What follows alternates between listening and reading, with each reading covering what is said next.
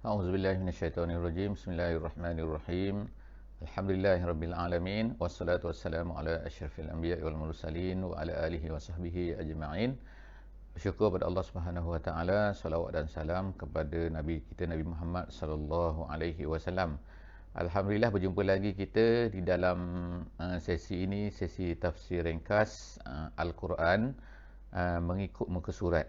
Alhamdulillah hari ini kita akan sama-sama membaca, melihat, mentadabbur, melihat sedikit tafsir daripada ayat daripada muka surat 371 surah Asy-Syu'ara, dan kita akan bermula pada hari ini pada ayat 84 insya-Allah. 84 surah Asy-Syu'ara muka surat 371. A'udzubillahi minasyaitonirrajim. Bismillahirrahmanirrahim. Waj'al li lisana sidqin fil akhirin. Sadaqallahul azim. Kita memulakan dengan ayat ini pada hari ini. Ayat yang kita baca pada hari ini sebenarnya adalah sambungan daripada apa yang telah kita baca, iaitu yang masih menceritakan tentang Nabi Ibrahim alaihissalam. Jadi dalam surah Asy-Syu'ara ini, yang pertamanya ialah kita telah melihat sebelum-sebelum daripada ini, dan tema daripada surah Asy-Syu'ara ini adalah al-i'lam, iaitu penerangan, iaitu bagaimana kita nak menyampaikan dakwah dan bagaimanakah dialog-dialog yang berlaku di antara nabi-nabi, sebahagian daripada nabi yang diceritakan oleh Allah Subhanahu wa taala di dalam Al-Quran, di dalam surah ini. Dan kita telah melalui yang pertamanya, iaitu kisah Nabi Musa alaihissalam bersama dengan Firaun, dan juga dialog-dialog yang ada di antara Nabi Musa alaihissalam dengan Firaun. Yang keduanya, kita telah masuk pula kepada cerita kisah Nabi Ibrahim alaihissalam, iaitu dalam sesi sebelum daripada ni, dalam muka surat sebelum daripada ni, kita telah masuk bagaimana Nabi Ibrahim bermula, iaitu mempersoalkan kaumnya tentang apa yang mereka sembah. Dan pada hujung muka surat yang lalu, kita telah baca bagaimana Nabi Ibrahim alaihissalam telah memohon doa kepada Allah Subhanahu wa taala. Jadi pada hari ini kita akan sambung lagi tentang doa Nabi Ibrahim tersebut, iaitu waj'al li lisana sidqin fil akhirin. Jadi apa maksud daripada ayat ni? Iaitu Nabi Ibrahim meminta kepada Allah Subhanahu wa taala supaya waj'al li, dan jadikanlah bagiku, lisana sidqin. Lisanan iaitu lidah, bahasa Melayu pun lisan tu adalah lidah kan, lisan. Tapi lisan ini boleh jadi lidah, boleh jadi bahasa kalau dalam bahasa Arabnya. Kalau dikata awak ni lisan apa? Lisan Arabi ke, lisan Melayu ke, lisan apa kan, dan sebagainya. Jadi makna itu adalah makna bahasa. Kemudian sidqin tu maknanya benar. Jadi apakah yang dimaksudkan dengan Nabi Ibrahim ni meminta daripada Allah Subhanahu wa taala supaya dijadikan baginya, iaitu bagi Nabi Ibrahim ni lisan sidqin. Jadi maksud di sini maksudnya ialah sebutan yang baik. Maksud sebutan yang baik pada siapa? Fil akhirin. Kita ada perkataan di sini kadang-kadang ejaan yang sama, iaitu fil akhirin, fil akhirin. Kalau fil akhirin artinya ialah yang lain, orang lain. Fil akhirin ialah maknanya orang belakang, iaitu orang-orang yang datang kemudian. Jadi permohonan Nabi Ibrahim ini dikabulkan oleh Allah Subhanahu wa taala. Iaitu apa? Nabi Ibrahim ini diingati oleh orang-orang yang kemudian dengan ingatan yang baik, dengan sebutan yang baik. Jadi sehingga kinilah kita ini bila kita membaca tahiyat sebagai contohnya kan, selepas daripada tahiyat tu kita baca kan, kita akan sebut Nabi Ibrahim alaihissalam kan. Jadi Nabi Ibrahim, keluarga Nabi Ibrahim kan, dan sebagainya, maknanya dibaca oleh semua orang Islam bila mereka ni solat. Jadi kita tak baca, kita tak sebut Nabi-Nabi yang lain kan dalam solat kita. Kita tak sebut pasal Nabi Musa ke, Nabi Nuh ke, walaupun Nabi-Nabi ni adalah termasuk dalam ulul azmi, iaitu yang mempunyai keazaman yang kuat. Yang kita ada 5 orang semua tu, tetapi kita hanya menyebutkan 2 orang saja, iaitu Nabi Ibrahim dan juga Nabi Muhammad sallallahu alaihi wasallam. Jadi kita tengoklah kan, salah satu lagi makbulnya doa Nabi Ibrahim ni ialah dijadikan daripada zuriat Nabi Ibrahim ini ramai rasul-rasul, dan termasuklah Nabi kita Nabi Muhammad sallallahu alaihi wasallam. Itu yang pertama doanya. Kemudian ayat 85 kita akan tengok pula, iaitu Nabi Ibrahim berdoa, waja'alni min warasati jannati na'im, dan jadikanlah aku min warasah. Warasah ni ialah warisilah dalam bahasa Melayunya, daripada orang yang min warasati jannati na'im, iaitu orang yang akan mewarisi syurga. Jadi ini permintaan yang diajarkan oleh Allah Subhanahu Wa Taala kepada kita sebenarnya melalui lisan yang disebutkan penceritaan Nabi Ibrahim alaihissalam. Jadi banyak lagi selepas daripada ini kita akan tengokkan. Jadi doa-doa ini sebenarnya ialah doa-doa yang sebagaimana yang kita sebut sebelum daripada ini, boleh kita jadikan sebagai doa-doa kita. Sangat cantik. Sebab apa? Permintaan ini adalah permintaan yang dia mulia, yang kalaulah tidak besar, nescaya Allah Taala tidak abadikan dia di dalam Al-Quran. Jadi kita boleh minta, iaitu minta apa? Minta kita ni lisan sidqin. Kemudian kita minta juga ialah kita ni dimasukkan ke dalam syurga, iaitu warasah, yang memiliki yang boleh masuk, yang disebut sini dari segi perkataannya min warasah, iaitu yang boleh mewarisi. Bukannya mewarisi itu maknanya waris seperti kita kan, kalau kita ni mati kemudian kita mewarisi kepada anak kita, bukan. Tapi maksud sini ialah dia akan boleh memasuki ataupun kalau ikut tafsir jalan lain dia kata mimman yu'taha, iaitu jadikan aku ini daripada orang-orang yang akan diberikan dengan syurga an-na'im, jannatul na'im. Kemudian ayat 86 seterusnya ialah Nabi Ibrahim berdoa lagi, iaitu waghfir li abi innahu kana minadh-dhallin, iaitu Nabi Ibrahim meminta sebagaimana janjinya, iaitu kan Nabi Ibrahim ni dia memohon kepada Allah Subhanahu Wa Taala, memohon mengampunkan siapa? Waghfir li abi, kepada ayahnya. Dia sayang kepada ayah dia. Sebab apa kan? Sebab ayah dia lah yang membantu dia, ayah dia daripada kecil, ayah dia menjaga dia kan. Jadi oleh kerana sayang dia kepada ayah dia, walaupun sebenarnya ayah dia ni adalah menentang apa yang dibawa oleh Nabi Ibrahim, tapi kerana sayang dia, maka dia meminta Allah Ta'ala supaya mengampunkan ayahnya. Sebab tu dia kata waghfir li abi innahu kana minadh-dhalin. Dia kata dia ni terdiri daripada orang-orang yang sesat. Memanglah sebab ayah dia tu ialah tidak beriman kepada apa yang dibawa oleh Nabi Ibrahim alaihissalam. Tetapi doa ini kemudiannya sebagaimana kita maklum di dalam ayat-ayat yang lain telah ditegur oleh Allah Subhanahu Wa Taala. Jadi selepas daripada ditegur oleh Allah Subhanahu Wa Taala, maka di-cancel lah balik doa ni kan. Tapi Allah Subhanahu Wa Taala abadikan di sini juga, itu nak ceritakan bahawa telah berlaku satu benda, iaitu apa? Kadang-kadang kita sayang kepada seseorang, kita pun mintalah kepada Allah Subhanahu Wa Taala supaya ampunkan dia. Tetapi Allah Taala tegur. Jadi Allah Ta'ala tegur, dia minta ampun dan sebagainya. Ini menunjukkan kepada apa? Bahawa dalam hidup kita ni kan, ada benda-benda yang boleh kita buat, ada benda-benda yang tak boleh kita buat. Jadi sebab itulah kita katakan juga bahawa ayat Quran ini kan, tidaklah kita boleh faham daripada sini saja. Sebab itulah dibacakan secara keseluruhan. Jadi ada di tempat lain, dia akan, ulama kata, ayat ini telah membatalkan apa yang telah dimohon oleh Nabi Ibrahim, iaitu meminta ampun. Sebagaimana dalam ayat disebutkan dalam surah Bara'ah sebagai contohnya, banyaklah ayat-ayat yang lain kan, sebagai contohnya ayat qad kanat lakum uswatun hasanatun fi Ibrahim wallazina ma'ahu iz qalu liqaumihim inna bura'a'u minkum. Jadi panjang lagi ayat tu, insya-Allah kan kita semua harapnya akan boleh bacalah. Jadi yang kita boleh faham kat sini ialah bahawa kan ayat ini ada kaitan dengan ayat yang lain, dan ayat ini telah di-cancelkan, iaitu permintaan ini telah di-cancelkan, diminta cancel oleh Allah Subhanahu Wa Taala. Kemudian seterusnya ayat 87, wala tukhzini yauma yub'atsun.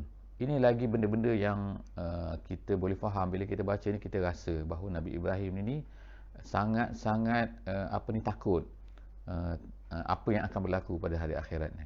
Jadi kalau kita baca Al-Quran, kita baca tentang apa-apa yang akan berlaku pada hari akhirat dan sebagainya, kita boleh rasai bahawa sebenarnya adalah banyak benda-benda yang mungkin menyebabkan kita rasa kita ni tak selamat. Jadi kalau kita rasa kita ni selamat tu pelik sikit Sebab apa? Nabi Ibrahim pun diceritakan oleh Allah Subhanahu Wa Taala merasai bahawa dirinya pun ini tak selamat walaupun dia seorang Nabi. Jadi artinya kat sini, kalau kita apatah lagi. Jadi marilah kita sama-sama kan berdoa kepada Allah Subhanahu Wa Taala supaya wala tukhzini ini, ya Allah janganlah engkau hinakan.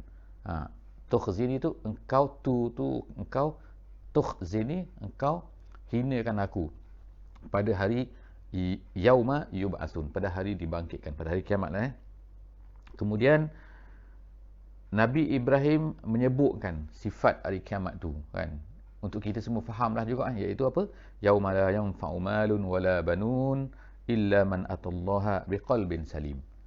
Jadi Nabi Ibrahim sebutkan bahawa pada hari kiamat ni ialah semua orang pada masa tu tak akan ada apa-apa guna lagi. Harta dia tak ada guna, dan juga banun. Banun di sini ialah, kalau ikut terjemahannya, ialah anak-anak lah kan. Tetapi ulama-ulama tafsir telah menceritakan lebih besar lagi, sebenarnya bukan anak-anak saja, tapi ini adalah benda-benda yang menjadi kebanggaan. Dua perkara yang menjadi kebanggaan kepada manusia biasanya, iaitu yang pertamanya harta, dan yang keduanya ialah banun. Banun boleh jadi kalau dalam masyarakat Arab ialah anak-anak, dan anak-anak ni akan mesti menyokong mereka.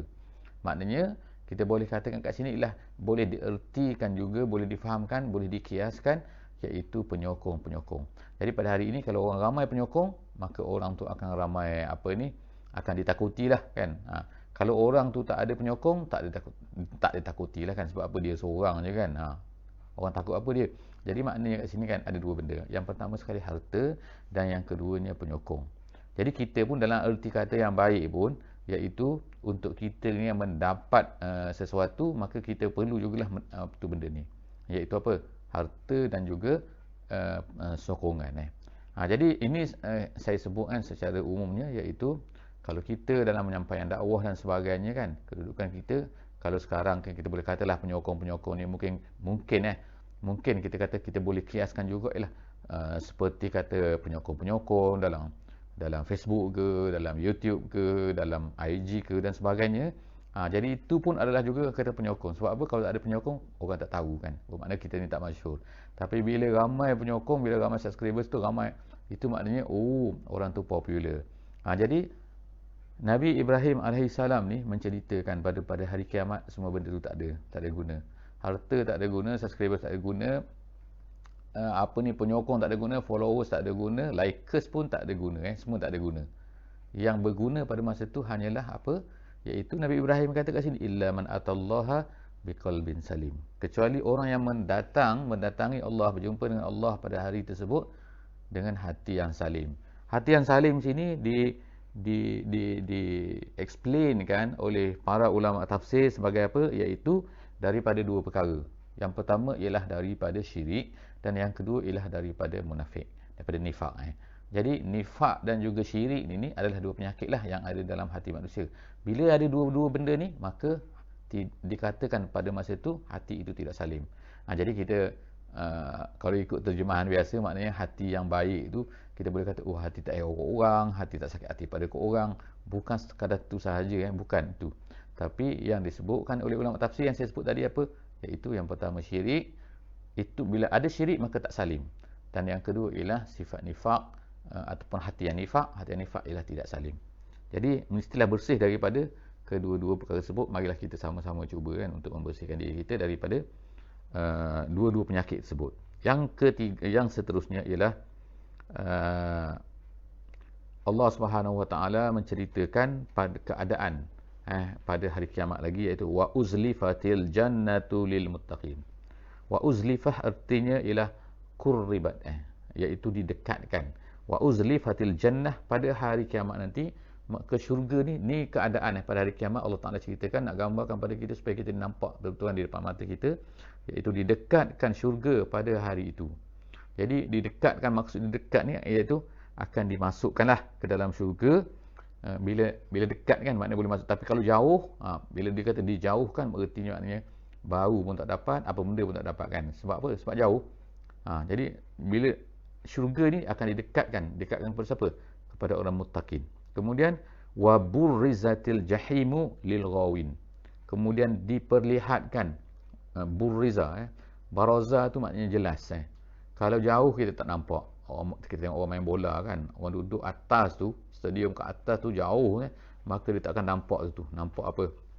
Jadi untuk nampak dekat, dia akan pakai teropong dan sebagainya. Jadi itu sebagai contoh kan. Maknanya ialah kita ni bila disebutkan dekat, jauh, zahir, jelas tak jelas tu, itu artinya ialah bahawa dekat dan jauh, maknanya dia akan dimasukkan ke situ. Jadi waburrizah, dinampakkan neraka itu al-jahim lil ghawin, kepada orang-orang yang sesat. Al-ghawin tu ialah orang yang lari daripada perintah Allah Subhanahu Wa Taala, orang yang lari daripada ajaran, daripada petunjuk.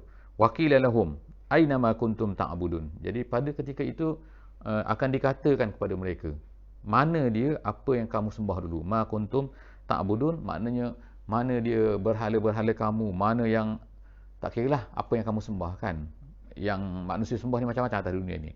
Jadi Allah SWT akan tanya mereka, min dunillah, yang disembah selain daripada Allah. Hal yansurunakum aw yantasirun. Jadi Allah tanya dua perkara kan. Adakah benda-benda tadi ni boleh menolong kamu pada hari ini, ataupun dia tu boleh tolong diri sendiri, ataupun jadi maknanya dua benda kan. Dia boleh tolong kamu tak? Tak boleh.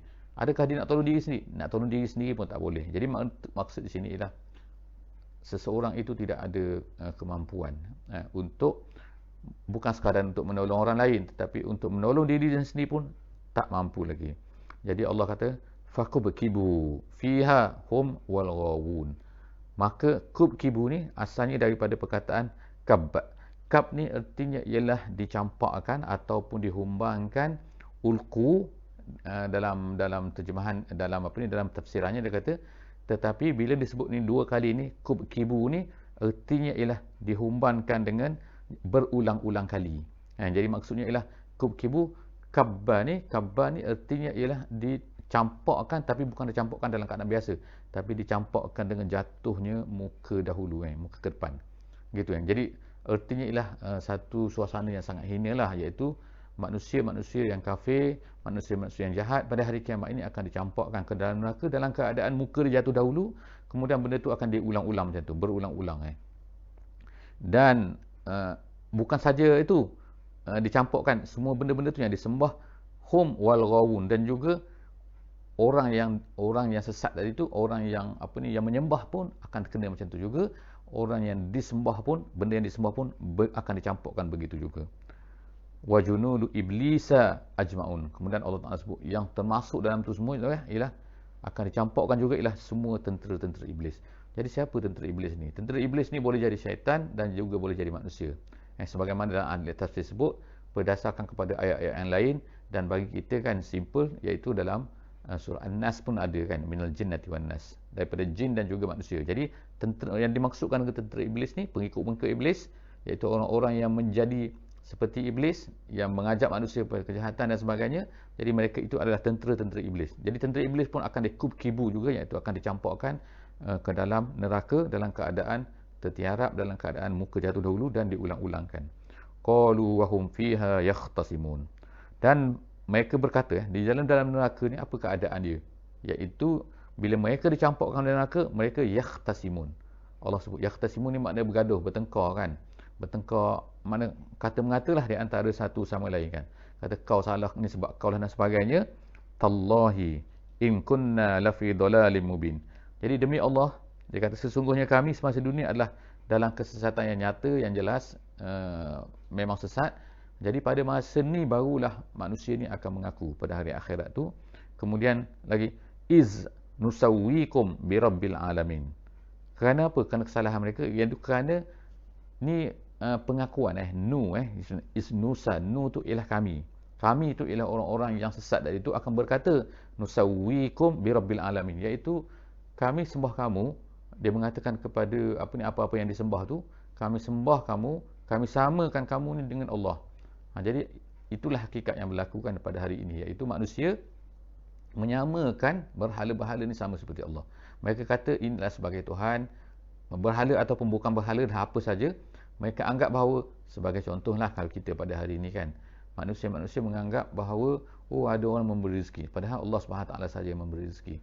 Mereka rasa bahawa benda ni, orang ni, dia ni kaya dan sebagainya, dia ada kuasa, maka seolah-olah macam kuasa ni sama dengan Allah ataupun kuasa lebih hebat lagi daripada kuasa Allah. Dan ada orang yang terus etis, terus mengatakan Allah tu tidak ada kan, tak wujud kan. Yang wujud ialah kuasa-kuasa ni yang mereka nampak depan mata ni. Jadi itulah yang Allah Ta'ala kata pada hari kiamat semua mengaku iz nusawwikum birabbil alamin. Kami menyamakan kamu semua ni, apa yang disembah ni, apa yang diikuti ni dengan Tuhan, sama seperti Tuhan. Kemudian wama adallana illal mujrimun. Dia kata, dan tiadalah yang menyesatkan kami melainkan orang yang berdosa. Pada ketika itu mereka semua pun menuduhlah. Ini yang dikatakan yang tadi yahtasimun tadi tu, iaitu bergaduh di antara satu sama lain. Jadi mereka mengatakan, tidak adalah menyesatkan kami. Jadi pada hari akhirat ni barulah nak kata bahawa kamulah yang menyesatkan kami. Kamulah yang menyesatkan kami. Pada hari atas dunia ni kami ikut kamu kan. Yang Tuhan sebut semua tak betul. Tapi yang benda-benda yang diikut itulah tak betul. Fama lana min syafi'in. Jadi pada hari itu lagi tidak ada lagi yang boleh memberi syafaat. Tidak ada lagi sesiapa yang atas yang boleh memberi syafaat kecuali Allah Subhanahu wa taala dan juga orang-orang yang diizinkan oleh Allah Subhanahu wa taala seperti nabi dan sebagainya. Kemudian wala sadiqin hamim, dan tiada lagi pada hari akhirat tu, pada hari kebangkitan tu, sadiqin hamim, tidak ada lagi kawan. Kawan apa? Kawan yang baik, yang bertimbang rasa kalau ikut terjemahannya, ataupun yang kalau ikut daripada tafsir Jalalain, dia kata yuhimmuhu amruna, yang ambil berat pasal kami. Ada orang ambil berat pasal kami, sadiqin hamim. Hamim tu ialah yang mengambil berat. Jadi pada masa ni tak kira lah kawan tak kawan, semua tak ada. Orang tak herau kan, masing-masing nak menghiraukan diri sendiri. Jadi sebab itulah ini yang Allah Ta'ala sebut semua benda ni ialah untuk mengajar kita lah bahawa sebenarnya dalam dunia ni kita mungkin berkawan, kita ada kawan, kita ada family, kita ada ni, kita ada dah macam-macam kan. Tapi semua benda ni tidak akan dapat mensupport kita pada hari akhirat kan. Tidak ada syafi'in, semua tak boleh jadi syafi'in. Kemudian falau anna lana karratan fanakuna minal mu'minin. Allah Ta'ala sebutlah, benda ni banyak kali disebutkan dalam pelbagai bentuk, dalam pelbagai ayat, iaitu mengatakan apa? Iaitu manusia ni bila sampai ke akhirat ni kan mereka berfikirlah nak patah balik kan. Iaitu berilah seolah-olahnya, berilah kami dapat balik. Jadi disebut kat sini falau anna lana karrah, kalaulah bestnya kalau kami ni boleh patah balik ke dunia, maka kami akan menjadi orang beriman. Jadi Allah Ta'ala sebut ni, ulang benda ni semua kan, supaya kita ni dapat bayangkan, dapat rasai bahawa kalaulah kita nak beriman, kita nak jadi baik kan atas dunia ni, bukan sebelum daripada mati. Kemudian lagi ayat 103, inna fi zalika laayah wa ma kana aksaruhum mu'minin. Itu semua adalah tanda, menjadi tanda kehebatan, kekuasaan, keesaan Allah Subhanahu wa taala. Wa ma kana aksaruhum mu'minin, tapi tetap juga kebanyakan daripada mereka tidak juga beriman. Wa inna rabbaka lahuwal azizur rahim, dan sesungguhnya Tuhan engkau itu, dia tu sifat Allah Ta'ala, iaitu yang pertama aziz dan yang kedua rahim. Nampak itu aziz dan juga rahim sebenarnya adalah seolah-olahnya pertentangan. Aziz adalah yang maha berkuasa, yang maha mampu, yang maha boleh buat apa saja, tapi dalam masa yang sama dia adalah rahim, yang sangat penyayang. Kemudian seterusnya ialah Allah SWT beralih daripada kisah Nabi Ibrahim tadi. Sekarang kita beralih pula pergi kepada satu kisah lain, iaitu kisah Nabi Nuh alaihi salam. Jadi kita masuklah sekarang ni Nabi yang ketiga yang disebutkan dalam surah Asy-Syu'ara ni. Yang pertama Nabi Musa alaihi salam, yang kedua ialah Nabi Ibrahim, dan sekarang ni kita masuk kepada Nabi Nuh. Allah Subhanahu wa taala berkata, kazzabat qaumun nuhinil mursalin. Kaum Nuh telah mendustai rasul-rasul. Jadi Allah Subhanahu wa taala sebutkan sini kaum Nuh mendustai rasul-rasul. Kaum Nuh ialah kaum, iaitu kalau ikut dalam tu kaum tu dalam bahasa Arab maknanya sanak saudaranya daripada zat yang satu, daripada datuk moyang yang satu. Maknanya bukan orang lain lah artinya. Tetapi apa yang berlaku ialah mereka ini mendustai. Mendustai bukan Nuh, tapi disebutkan sini kaum Nuh mendustai mursalin, iaitu rasul-rasul. Jamak sini bukan singular tapi plural. Jadi ulama-ulama tafsir kata bahawa digunakan perkataan mursalin oleh Allah Subhanahu wa taala menunjukkan bahawa apabila mereka mendustai Nuh, dalam masa yang sama automatically mereka mendustai semua rasul-rasul yang terdahulu sebelum daripada Nabi Nuh alaihi salam. Sebab itulah dikatakan al-mursalin. Iz qala lahum akhuhum Nuh ala tattaqun. Apa yang Nuh kata? Nuh kata ialah iz qala lahum, ketika Nuh berkata, dia kata, disebutkan sini perkataan akhuhum. Akhuhum artinya ialah saudara mereka. Iaitu maknanya Nuh ni adalah sebahagian daripada mereka, anak beranak mereka juga kan, bukan orang lain. Ala tattaqun, itu kata-kata Nuh. Kata-kata Nuh, kenapa kamu ni tidak menjauhi larangan Allah, takut pada Allah Subhanahu wa taala? Inni lakum rasulun amin. Aku ni adalah rasul, seorang rasul yang amin, yang amanah. Maknanya aku tak menipu, aku tak apa dan sebagainya lah kan. Amanah artinya seorang yang menyampaikan apa yang disuruh dan dia tidak tambah-tambah dan tidak memandai-mandai. Itu amanah. Jadi kemudian fattaqullaha wa ati'un, dia kata takutlah kamu kepada Allah dan taatlah kamu kepada Allah. Wa ma as'alukum alaihi min ajrin in ajriya illa ala rabbil alamin. Ini benda yang sentiasa juga berulang-ulang kita akan jumpa dalam Quran, iaitu apa? Semua nabi-nabi akan sebut benda ni, iaitu dia akan sebut apa? Aku tak minta upah daripada kamu. Aku tak minta upah, maknanya dia nak emphasizekan, nak tekankan isu masalahnya iaitu kan, dakwah tidak meminta upah. Nabi-nabi tidak meminta upah kan. Maknanya kita kena menyampaikan Islam ni tanpa upah, bahkan kadang-kadang kita mengupah orang supaya nak mendengar apa yang kita nak sampaikan. Jadi upah kita hanya daripada siapa? Balasan kita daripada siapa? Iaitu daripada ala rabbil alamin. Tuhanlah sekalian alam yang menentukan benda tu. Jadi Nabi Nuh kata lagi fattaqullah wa ati'un. Kemudian qalu anu'minu laka wattaba'akal arzalun. Wattaba'akal arzalun. Jadi mereka berkata, apa yang mereka kata? Ini kita akan lihatkan bagaimanakah cara orang-orang yang menentang, yang tak setuju dengan nabi-nabi ni, mereka akan berkata apa? Qalu anu'minu laka wattaba'akal arzalun. Adakah kami ni nak ikut kamu sedangkan yang mengikut kamu hanyalah orang-orang yang arzalun. Arzalun ni artinya ialah orang-orang yang rendah, orang kedudukan dia dalam masyarakat, orang-orang yang kerja-kerja dia adalah kerja-kerja simple, kerja-kerja yang hina pada pandangan masyarakat dan sebagainya. Jadi itulah orang-orang yang mengikut Nabi Nuh alaihi salam. Jadi itu adalah tabiat yang bila kita baca Al-Quran ni kita akan jumpa benda yang sama kan. Dalam tempat lain dia kata araziluna. Araziluna maknanya orang-orang yang bodoh ataupun orang yang hina, orang-orang yang rendah. Begitu juga Nabi Muhammad SAW, kita tengok kan, ramai daripada pengikut Nabi adalah hamba-hamba dan juga orang miskin. Orang kaya, ada orang kaya, bukan tak ada orang kaya kan, seperti Sayyidina Uthman dan juga orang mempunyai kedudukan yang tinggi seperti Abu Bakar dan lain-lain, tetapi ada juga orang miskin. Jadi ini menjadi alasan sebahagian daripada orang ni, terutamanya orang kaya-kaya ataupun ketua-ketua ataupun orang yang ada kedudukan dalam masyarakat yang menentang dakwah, mereka akan kata benda menggunakan isu ni, iaitu orang yang mengikut kamu ni adalah orang-orang yang lekeh, orang-orang yang tidak berpelajaran, orang-orang yang hina dalam masyarakat. Jadi ada satu bacaan saya sebutkan kat sini juga, iaitu dalam apa ni tafsir jalan lain disebutkan bahawa ada qiraat, dia kata bukan baca wattaba'aka, tapi dibacakan dengan wa'atba'aka. Wa'atba' tu maknanya ialah pengikut jadi kalau kat sini wattaba'aka, kalau dalam satu qiraat lain dia kata wa'atba'uka al-arzalun. Wa'atba'uka tu artinya pengikut-pengikut kamu.